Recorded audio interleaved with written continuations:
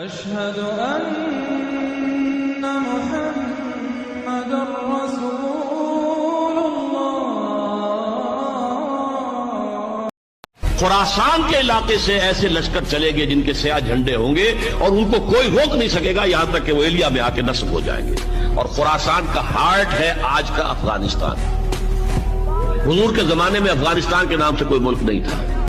ये हुजूर ने इरशाद फरमाया, मशरिक की तरफ से वो फौजें निकलेंगी, लोग आएंगे जो अरब में मेहदी की हुकूमत कायम करेंगे। ये मशरिक कौन सा है?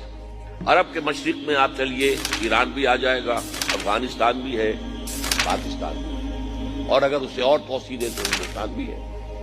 ये है अरब का मशरिक। इससे फौजें जाएंगी। इसका क्या मतलब है कि इसमें से किसी जगह पर निज़ाम खिलाफत पहले हो जाएगा, ताकि वहां से फौजें जाएंगी जो जजीरा नुमाए अरब में हजरत मेहदी की हुकूमत को कायम करेंगी। हजरत अबू हुरैरा से रिवायत है, यखरुजु मिन खुरासान रायात सूद। खुरासान में बता चुका हूं, हुजूर के जमाने का खुरासान, अफगानिस्तान, कुछ हिस्सा पाकिस्तान का, कुछ रूसी तुर्किस्तान की आजाद रियासतें जो अभी हुई है, थोड़ा सा हिस्सा ईरान का, ये खुरासान बुजुर्ग। खुरासान के इलाके से सिया झंडे लेकर फौजें आएंगी, उनका रुख कोई मोड़ नहीं सकेगा, उनको पीछे फेर नहीं सकेंगे कोई भी, यहां तक कि वो यरूशलेम में जाकर झंडे नस्ब कर देंगे। खुरासान उस जमाने में एक बहुत बड़े मुल्क को कहते थे। कुछ हिस्सा पाकिस्तान का भी उसमें शामिल है, कुछ हिस्सा ईरान का भी है। ईरान के उस हिस्से को अब भी खुरासान कहते हैं, वो एक सूबा है। खुरासान एक सूबा है ईरान का, छोटा सा। पाकिस्तान में खास तौर पर ये जो इलाका मालाकंड एजेंसी कहलाती है, इससे ऊपर जितना इलाका है, और ये जो वाखान की एक पट्टी आती है ऊपर, वाखान अफगानिस्तान की एक पट्टी सी दुम सी चली आती है जो जाकर चाइना की सरहद से मिल जाती है, यहां से लेके यहां तक ये जो मालाकंड का वो दरा है और पहाड़ है, ये भी खुरासान का हिस्सा है। बाकी तकरीबन 2/3 ऑफ अफगानिस्तान और उसके साथ ये जो अरब जो अब ये तुर्क ममालिक आजाद हुए हैं सोवियत यूनियन के डिसोल्यूशन के साथ, ये सारा इलाका कहलाता है खुरासान बुजुर्ग। उम्मत के 2 लश्कर ऐसे होंगे जिन्हें अल्लाह ने आग से निजात दे दी है, पहले ही से डिक्लेयर्ड है। इसाबतुन तग़ज़ुल हिंद, एक लश्कर के जो हिंद पर हमलावर होगा, व इसाबतुन तकूनु मा ईसा इब्न मरियम अलैहिस्सलाम, और दूसरा लश्कर वो है जो हजरत ईसा के साथ जाकर और उनके साथ मिलकर यहूदियों के खिलाफ जंग करेगा। मैं इस हदीस का जो मतलब समझता हूं, वल्लाहु आलम, ये इसी इलाके में जब इनकलाब आ जाएगा, ये इलाका खुरासान और पाकिस्तान, जब यहां निजाम खिलाफत कायम होगा, यहां से इस्लाम की तौसी होगी।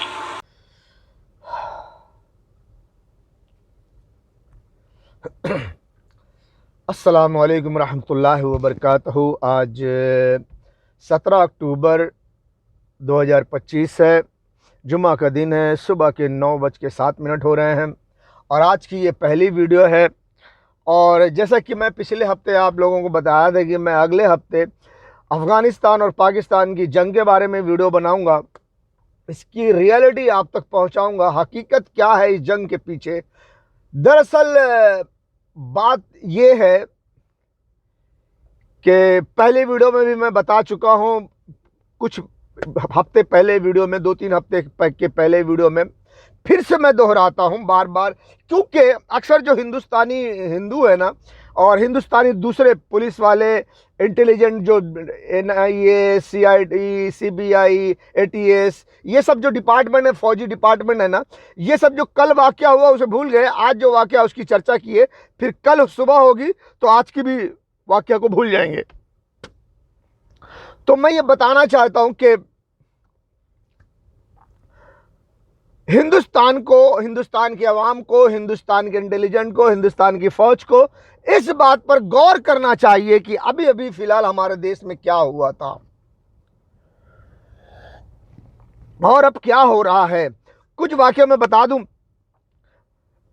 22 अप्रैल को पहलगाम में हमला हुआ, 28 लोग कुछ मारे गए, 28 के 22 लोग मारे गए, 22 लोग मारे गए, ठीक है।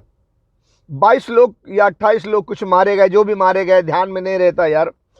पहलगाम में मारे गए, जिसको हिंदुस्तान की सरकार ने कहा ये पाकिस्तान के आतंकवादियों ने हमला किया, और उन्होंने 6 और 7 मई की रात को पाकिस्तान पे हमला कर दिया। 4 दिन की जंग में फिर डोनाल्ड ट्रंप ने इसको सीज फायर करवा दिया। कौन जीता कौन हारा बात की बात है, लेकिन हिंदुस्तान ने हमला किया था और हिंदुस्तान की ही तरफ से सीज फायर हो गया।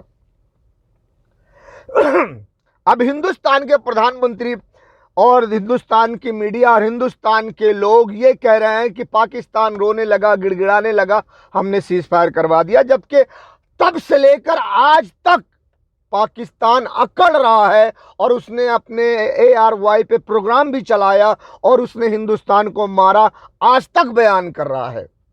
और अभी तो मीडिया पे एक लड़का आया है जो इंडियन मीडिया वालों की पूरी वाट लगा दे रहा है।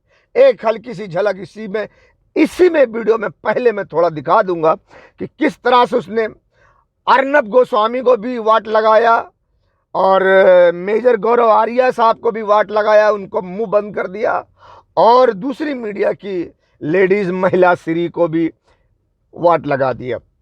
एक हल्की सी दिखाऊंगा कि आप एक झलक देख लो बस। असल बात जो बताना है वो सच्चाई पर से पर्दा हटाना है। मेरा मकसद है अपने ज्ञान को लोगों तक पहुंचाना है ताकि लोग खुद सोचें। मेरा ये ज्ञान है, मेरा ये कहना है, मेरा ये मानना है, मेरा ये ज्ञान है पर्सनल। आप अगर समझो या ना समझो, अप्रैल के महीने में 14, 15, 16 अप्रैल 2025 को जब अमेरिका और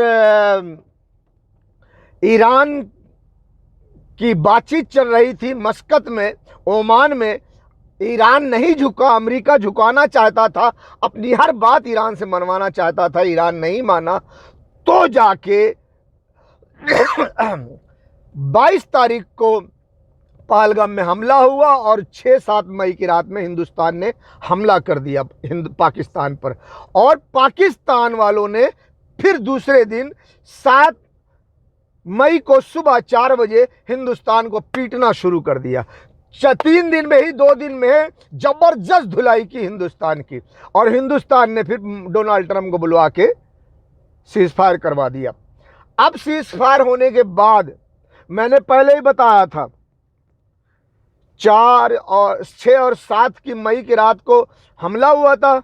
उसके बाद जो हफ्ते में 8, 9, 10, 11, 12, 14 या 15 तारीख को, 14 तारीख को शायद मैंने वीडियो बनाई थी, उसमें बता दिया था कि ये C टीम का मैच है और अब होगा B टीम का मैच, इससे थोड़ा बड़ा होगा।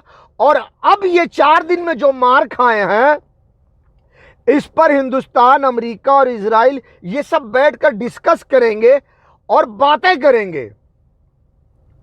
उसके बाद फिर ये हिंदुस्तान पे हमला, पाकिस्तान पे हमला हिंदुस्तान करेगा कि पाकिस्तान को कैसे मारना है, पाकिस्तान ने कैसे हिंदुस्तान को मारा, उसका तोड़ निकालेंगे, फिर पाकिस्तान पर हमला करेंगे।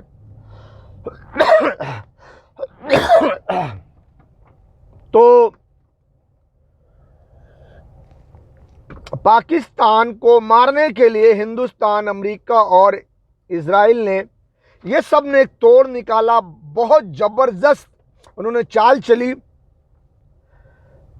अमेरिका ने, डोनाल्ड ट्रंप और हिंदुस्तान के प्रधानमंत्री नरेंद्र मोदी ने, और हिंदुस्तान का वो विलन जो अभी पर्दे में है, ये सब जानते हैं, उन्होंने एक मिलकर एक बातचीत की कि हम इस तरह से पाकिस्तान को मार सकते हैं। कैसे? उन्होंने क्या किया, हिंदुस्तान पर टैरिफ बढ़ा दिया, हिंदुस्तान से दुश्मनी का इजहार किया, दुश्मनी के रास्ते निकाले प्लानिंग के तहत कि हिंदुस्तान अमेरिका से दुश्मनी दिखाए और रूस और चाइना से दोस्ती करे, और चाइना से दोस्ती करके चाइना और पाकिस्तान के दरमियान मतभेद करे। मैं पहले कई बार बता चुका हूं। अब उन्होंने अफगानिस्तान को इस्तेमाल किया,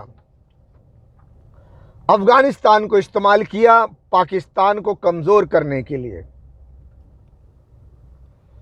और अभी 2-4 दिन में जंग हुई पाकिस्तान और अफगानिस्तान की, आप सब जानते हो, मैं इसी वीडियो में दिखा दूंगा।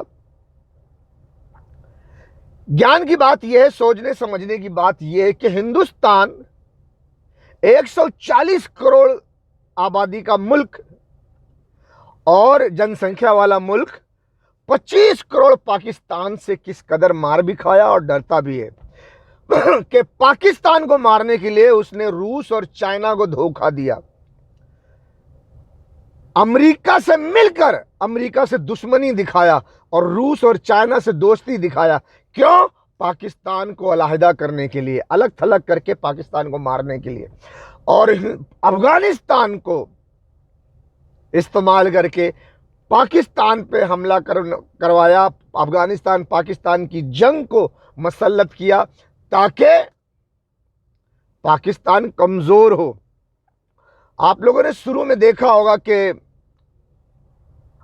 अमेरिका ने जब सीज फायर करवाया तो दोनों को महान कहा, इंडिया भी महान, पाकिस्तान भी महान, लेकिन बाद में इंडिया से दुश्मनी जाहिर किया, पाकिस्तान को अपनी गोद में बिठा लिया। क्यों? उससे काम करवाना है, उसको इस्तेमाल करना है, उसको कमजोर करना है और हिंदुस्तान की मदद करना है। जो चाल हिंदुस्तान चल रहा है चाइना और पाकिस्तान के बीच मतभेद पैदा करने की, उसमें हिंदुस्तान कामयाब हो जाए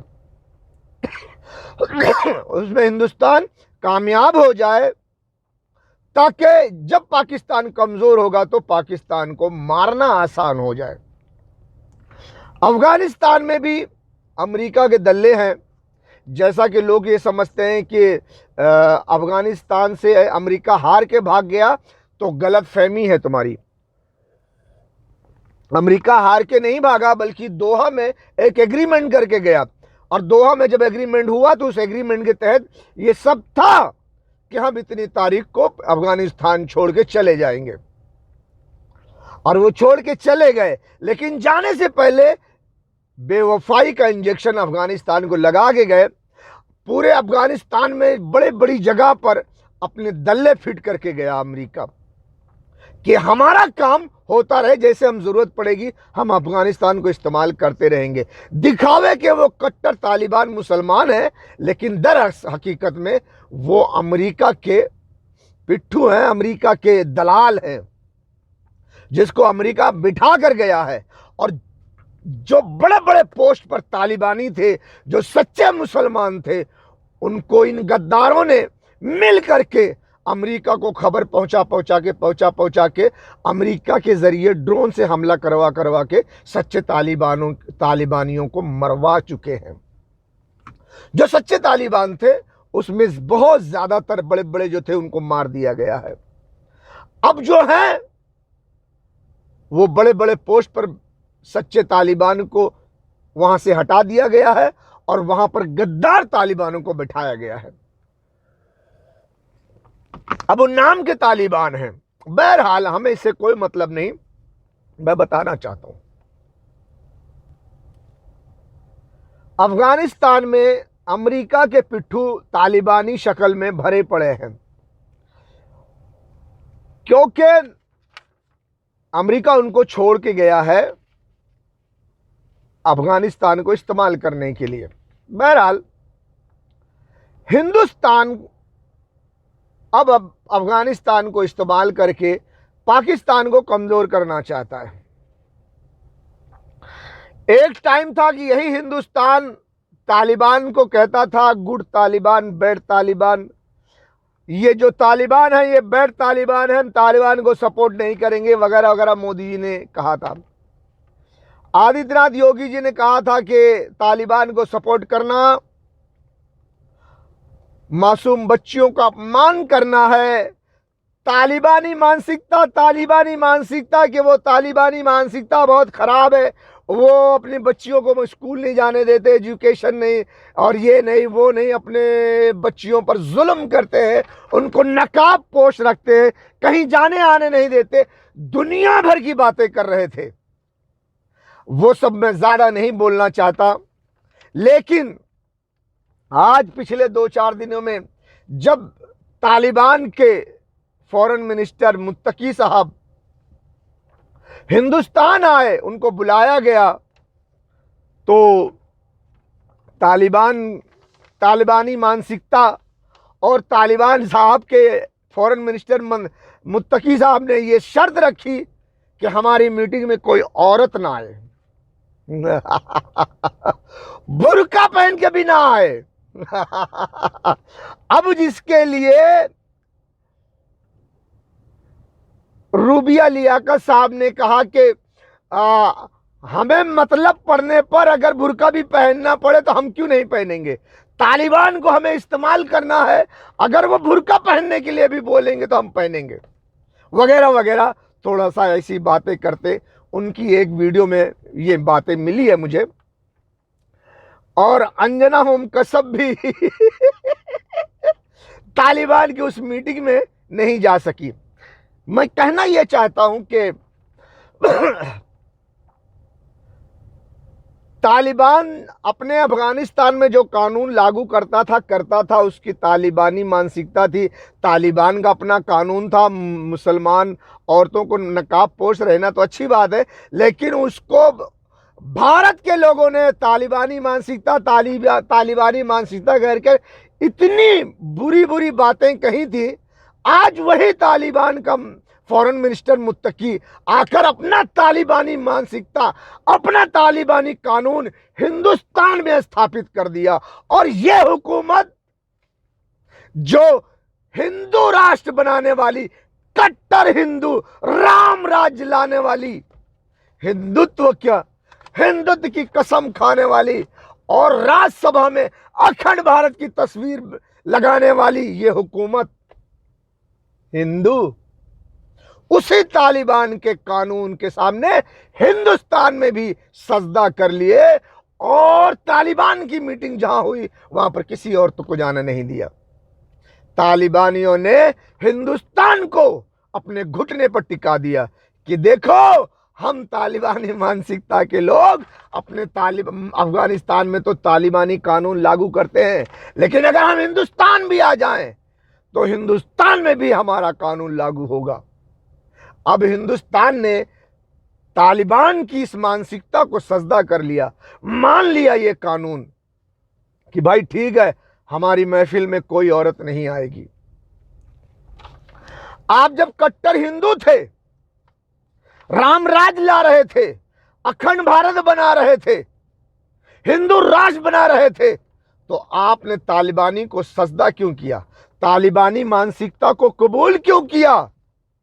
आपने कबूल किया क्यों?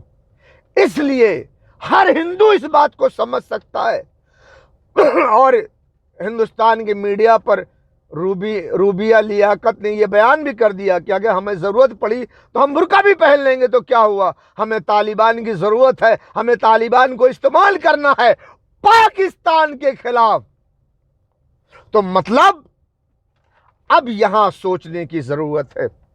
हिंदुस्तान की हुकूमत जो हिंदुस्तान के मुसलमानों से नफरत करती है, हिंदुस्तान ने सिर्फ आई लव यू मोहम्मद लिख दिया तो उन पर FIR हो गया, उनको जेल में डाल दिया गया। न जाने कितने मुसलमानों के घरों में बुलडोजर चला के उन्हें तहस नहस कर दिया गया।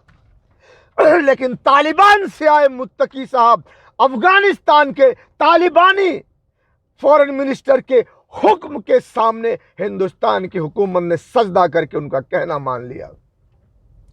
उन्होंने तो ला इलाहा इल्लल्लाह मुहम्मद रसूलुल्लाह का पूरा झंडा लेकर आए और गाड़ दिया और कहा हमारी महफिल में कोई औरत ना आए, और हिंदुस्तान ने मान लिया। क्यों? इससे पता चलता है कि हिंदुस्तान की हुकूमत पाकिस्तान से डरती है। इससे पता चलता है कि 4 दिन की जंग में पाकिस्तान ने हिंदुस्तान को अच्छे तरह से धोया है। पाकिस्तान जो भी कह रहा है कि हमने हिंदुस्तान को मारा है, वो सच कह रहा है। हिंदुस्तान इस रवैये से कबूल कर रहा है। क्यों? क्योंकि हिंदुस्तान अफगानिस्तान को इस्तेमाल करके पाकिस्तान से लड़वा करके पाकिस्तान को कमजोर करना चाहता है। क्यों? 140 करोड़ की जनसंख्या वाला मुल्क पाकिस्तान से डरता है, हिम्मत नहीं है कि जाकर पाकिस्तान पर दोबारा हमला कर दे। डोनाल्ड ट्रंप अमेरिका का आदमी, राष्ट्रपति, प्रेसिडेंट, वो ड्रामे कर रहा है कि हिंदुस्तान और हमसे दुश्मनी हो गई है रूस और चाइना को दिखाने के लिए, ताकि हिंदुस्तान चाइना के साथ मिलकर के पाकिस्तान को अलग थलग कर सके और पाकिस्तान की मदद ना करे और अफगानिस्तान से पाकिस्तान पे हमला करवा के पाकिस्तान को कमजोर करके फिर हिंदुस्तान पाकिस्तान पे हमला करे, ताकि पाकिस्तान को मारना आसान हो जाए। फिर भी हिंदुस्तान पाकिस्तान पे हमला करना चाहता है। मार खाने के बाद बावजूद इसके अब भी डायरेक्ट हिंदुस्तान की हिम्मत नहीं हो रही है कि वो पाकिस्तान पे हमला कर दे, जबकि हिंदुस्तान के जनरल्स, फौजी जवान, फौज ये कह रही है कि हम फिर से पाकिस्तान पे हमला करेंगे, उनको ज्योग्राफिया, भूगोल सबसे निकाल देंगे, मिटा देंगे। लेकिन कब करोगे? ठहरो ठहरो ठहरो ठहरो, अभी अफगानिस्तान से लड़वा करके पाकिस्तान को कमजोर करेंगे, चालबाजी करके चाइना और पाकिस्तान के अंदर मतभेद पैदा करेंगे, चारों तरफ से पाकिस्तान को कमजोर करेंगे। जब पाकिस्तान कमजोर हो जाएगा तब हम पाकिस्तान पर हमला करेंगे। राइट? ये मतलब क्या है? मतलब साफ है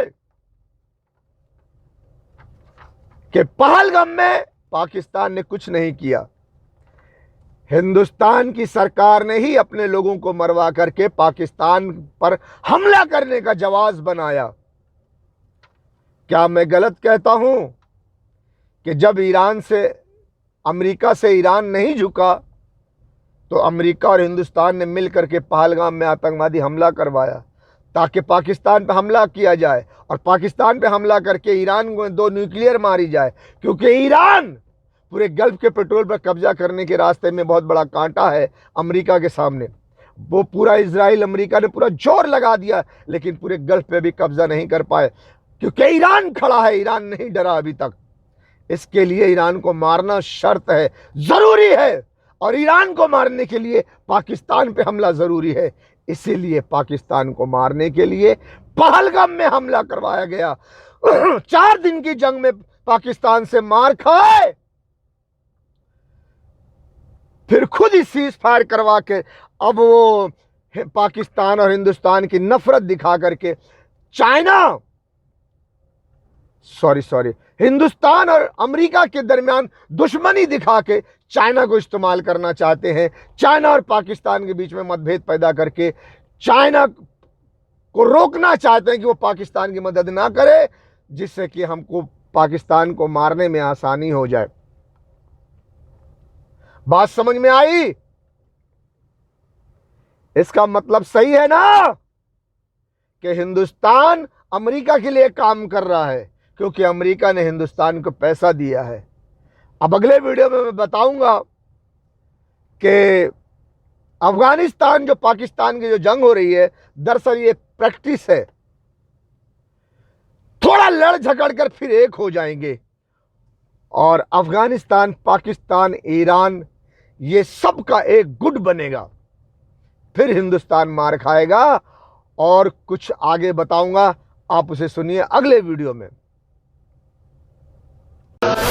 कोई मासूमा जिंदा में न तन्हा या रब, कोई मासूमा जिंदा में न तन्हा हो, या रब कोई मासूमा जिंदा में न तन्हा हो। पाबंद ना हो आहे, हाय पाबंद ना हो आहे, रोने पे न पहरा हो।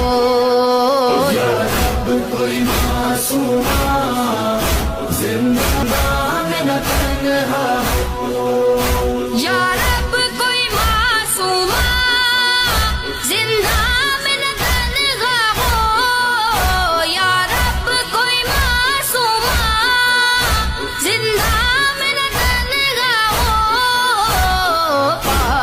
ना हो आहे, हाय पाबंद ना हो आहे, रोने पे न पहरा हो, कोई मासूमा। क्योंकि ईरान पर डायरेक्ट अमेरिका इजराइल हमला नहीं कर सकते। अगर वो करते हैं डायरेक्ट ईरान पर हमला, तो ईरान पहली फुर्सत में इजराइल का नामो निशान मिटा देगा। इतनी मिसाइल्स उसके पास, इतने हथियार हैं, और वो इजराइल भी जानता है, अमेरिका भी जानता है, ब्रिटेन फ्रांस सभी जानते हैं, ऑस्ट्रेलिया भी जानता है। इसीलिए डायरेक्ट ईरान पर हमला कोई नहीं करेगा। क्यों? इजराइल खत्म हो जाएगा, इजराइल को सेव करना है। इसलिए ईरान को हिंदुस्तान से मारा जाए, हिंदुस्तान को इस्तेमाल करके ईरान को मारा जाए, ताकि ईरान अगर कोई जवाबी कार्रवाई करे तो वो हिंदुस्तान में करे, इजराइल सेफ रहे। इसीलिए ईरान को मारने के लिए हिंदुस्तान को चुना गया है। बेगैरत हुक्मरानों, इन लाशों को, गोश्त के टुकड़ों को देखकर तुम्हें गैरत क्यों नहीं आती? तुम कैसे सोते हो? तुम कैसे पीते हो? तुम कैसे खाते हो? तुम कैसे जिंदगी गुजारते हो? ए बेगैरतों, ए जर्नेलों, ए हुक्मरानों, तुम कब जागोगे? कब जागोगे? ए बेगैरत हुक्मरानों, इन लाशों को, गोश्त के टुकड़ों को देखकर तुम्हें गैरत क्यों नहीं आती? तुम कैसे सोते हो? तुम कैसे पीते हो? तुम कैसे खाते हो? तुम कैसे जिंदगी गुजारते हो? ए बेगैरतों, ए जर्नेलों, ए हुक्मरानों, तुम कब जागोगे? कब जागोगे? वो बेचारे फरियाद कर रहे हैं, बुला रहे हैं तुम्हें। कोई हाफिज कुरान आर्मी चीफ साहब रसूलुल्लाह की उम्मत कट रही है, लोग उनके आज़ा के टुकड़े चादर में समेट रहे हैं। तुम अपने एटम बम और मिसाइलों के साथ तमाशा देख रहे हो। हमसे बर्दाश्त नहीं हो सकता, हम ये नहीं देख सकते, हम ये बर्दाश्त नहीं कर सकते। जुर्रत करो।